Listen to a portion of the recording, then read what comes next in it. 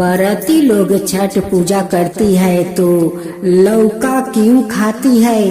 क्योंकि एक दिन भोलेनाथ अपना कैलाश पर सारे दाल सब्जी फल मूंग घर में भर दिए थे, लेकिन लौकी लियाना भूल गए थे। उसी कैलाश पर एक आदमी 2-4 लौकी बेच रहा था। माँ पार्वती जब देखती है तो लौकी वाला को बुलाकर वो सारे लौकी ले लेती है। वही लौकी खाकर माँ पार्वती छठ व्रत करती है। उस समय से लोग चौथ का दिन लौकी लगता है। वो लौकी बगैर छठ पूजा शुद्ध नहीं होता है, क्योंकि लौकी खाकर माँ शांत रहती है। तब से आज तक उस लौकी का परंपरा छठ पूजा में चला आ रहा है। तो अब आइए हम लोग सुनते हैं छठ माता के गाथा। एक घर में 3 परिवार थे, एक सास और बहू और बेटा। 3 आदमी रहते थे। बहू का अभी 2 साल शादी का हुआ था, अभी उनकी कोई संतान नहीं हुए थे, लेकिन वो लोग बहुत गरीब थे। पति उनकी बाहर में एक मालिक का घर में गाय भैंस का देखभाल कर रहे थे और उनकी सासू माँ आदमी का घर में काम करती थी। छठ पूजा सामने आ गया था।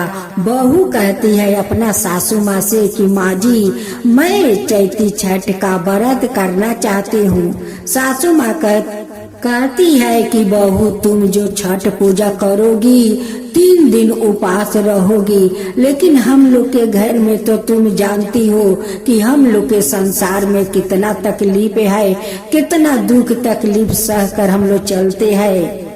बहू कहती है कि नहीं माँ जी, मैं चैती छठ करूँगी, मैं करूँगी, चैती छठ जरूर करूँगी माँ जी। बहू कहती है कि माँ जी, आप जिसका घर में काम करती है उससे कुछ ज्यादा पैसा मांग लीजिए, बाद में काम करके शुद्ध कर दीजिए।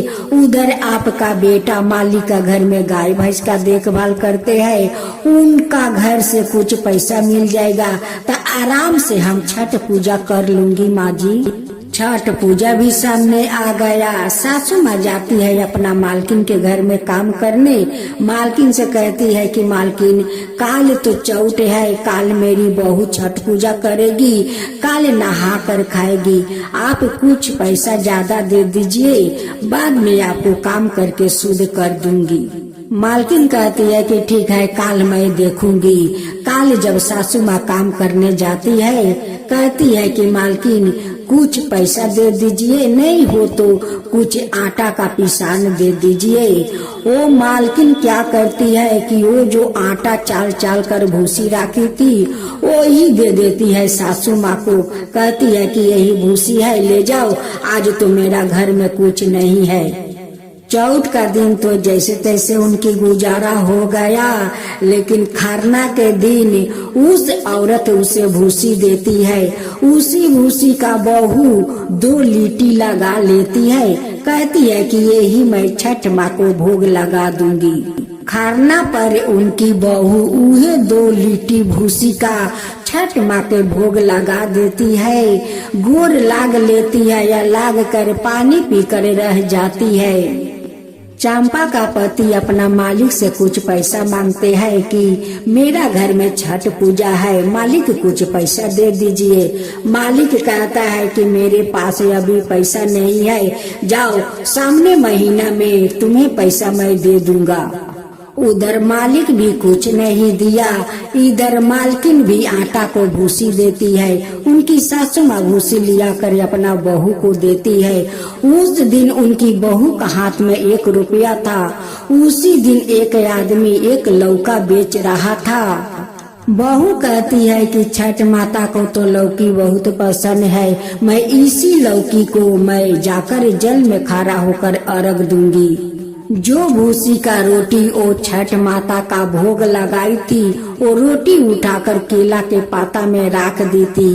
वो दोनों लीटी सोना का छठ माँ बना दी थी। उस लौका में से बहू आधा फाल्टी लौका घर में रख देती है और आधा फाल्टी घाट पर लेकर अपना सासू माँ के साथ जाती है। उसी लौका को लेकर गंगा में खड़ा हो जाती है और छठ माँ से गुहार करती है कि माँ इस लौका के सिवा मेरे पास कुछ नहीं है, इसे स्वीकार आप कर लीजिए। अब तो माँ छठ उनकी श्रद्धा भक्ति देखकर प्रसन्न हो जाती है। उस लौका का फाल्टी से जल का धारा गिरने लगता है। साक्षात छठ माता उन पर प्रसन्न हो गई कि आज उस औरत लौका लेकर पानी में खड़ा है। जब चंपा अपनी आंख खोलती है तो देखती है कि उस लौका के फाल्टी से साक्षात जल पर रहा है। ये तो सूर्य भगवान अपना अर्घ ले रहे हैं। छठ माता बहुत प्रसन्न है, उसलिए तो इस लौका से जल गिर रहा है। सासू माँ देख कर बहुत आश्चर्य हो गई कि इस लौका के फाल्टी से जल गिर रहा है। साक्षात सूर्य भगवान अर्घ ले रहे हैं। जिस औरत आटा का भूसी दी थी उनका छठ माँ सारा धन नष्ट कर दी थी। जो आदमी उनकी पति को पैसा नहीं दिया था उनकी गाय भैंस को मृत्यु हो गया। जब बहू सुबह अर्घ देकर आती है और उसी रोटी को लेकर कहती है कि मैं गौ माता को खिला देती हूँ। अब तो जाकर जैसे देखती है केरा का पाता खोलकर उसमें दोनों जो औरत भूसी दी थी उनकी घर में तो कोई कमी नहीं था, फिर भी भूसी दिया। उनकी घर में छठ माँ तो सारा धन नष्ट कर दिया। जिसका घर में उनकी पति काम करते थे पैसा मांगा, उन्हें भी कुछ के कमी नहीं था, वो भी पैसा नहीं दिया। उनका सारा गाय भैंस मर गया।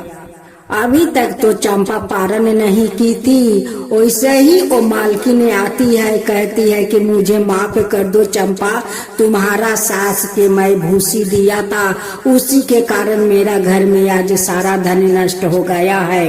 उधर वो मालिक आता है, कहता है कि तुम्हारा पति पैसा मांगा था, मैं पैसा नहीं दिया, मेरा गाय भैंस सब मर गया, सब मर गया, मैं तो लूट गया। दोनों चंपा का सास से माफी मांगते हैं कि बहन मुझसे बहुत बड़ा भूल हो गया, मुझे माफ कर दो। तुम तो आज छठ माता का व्रत की हो, मुझे क्षमा कर दो। अपना छठ माँ से बोलो कि हम लोग के क्षमा कर दे, ऐसा भूल कभी नहीं करूँगा, कभी नहीं करूँगी। चंपा तो बहुत दयालु थी, वो सभी को दुख देख कर उनकी ममता भर आता है। कहती है कि ठीक है, जो आधे लौका से वो अर्घ दी थी वही अर्घ दोनों को काट काट कर दे देती है। कहती है कि ले जाओ, इस लौका को बनाकर खा लेना, ये लौका ले जाओ, अपना गाय को रस करके गाय भैंस के ऊपर छींट देना, तुम्हारा सब ठीक हो जाएगा। अब तो वो आदमी ले जाता है, उस लौका का रस करके अपना सभी गाय या भैंस के ऊपर छींट देता है, गाय भैंस सब जीवित हो जाता है। उस औरत ने उसी लौका का रस करके अपना सारा घर में छींट देती है और उसे बनाकर खुद खा लेती है। छठ माँ का कृपा से उनकी सारा धन लौट आता है।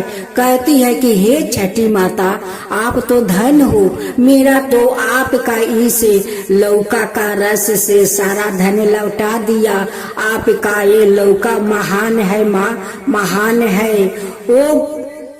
वो आदमी कहता है कि हे छठ माता, आप धन है, आपका रस से मेरा गाय भैंस जिंदा हो गया, वो जीवित हो गया। माता आप तो धन है माँ, आप धन है। उस औरत और गाय भैंस वाला आदमी दोनों छठ माँ को मानती करता है कि हे छठ माँ, आगे साल से आपका हम लोग धाम-धूम से छठ पूजा करेंगे, श्रद्धा पूर्वक पूजा करेंगे। अगले साल से वो दोनों चैत का छठ व्रत करने लगा।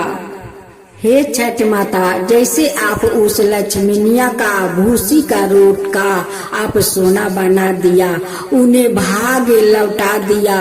जैसे आप उस औरत का धन संपत्ति लौटा दिया, उस आदमी का गाय भैंस को जीवित कर दिया, वैसा ही सबका ऊपर कृपा कीजिए। हे छठ माता, सबका ऊपर कृपा कीजिए। छठ माता की जय हो, छठ माता की जय हो, सूर्य भगवान की जय हो, सूर्य भगवान की जय हो।